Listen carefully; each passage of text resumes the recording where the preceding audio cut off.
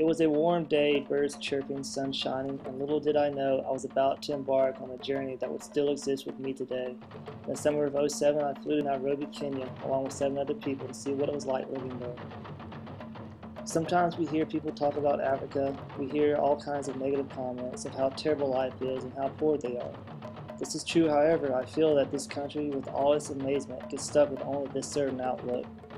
When I was there, even though the people are living in the slums or in a careless government, they have a heart that I only could dream of having.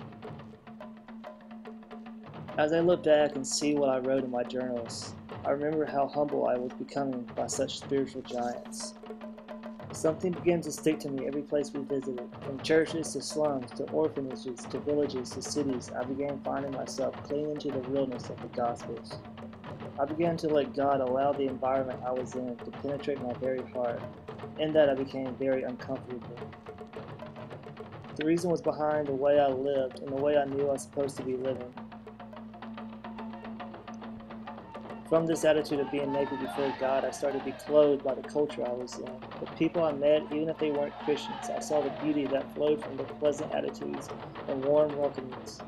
In a sense, I saw God being made evident in the lives of everyone I came in contact with.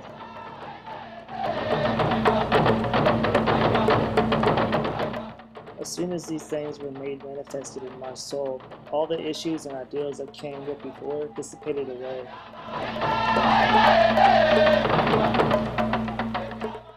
It honestly felt like I was taking off old dirty clothes, and while being naked, someone was putting on me a sense of overwhelming joy and newness. I began to see life as it was meant to be seen, as loving one another and seeking justice where injustice was practiced.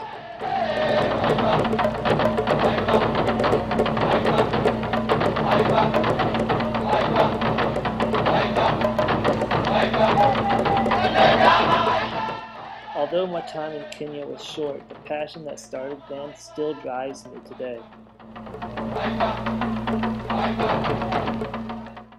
I always go back to the time there, remembering vividly the faces and places I visited. I thank God for all He taught me there.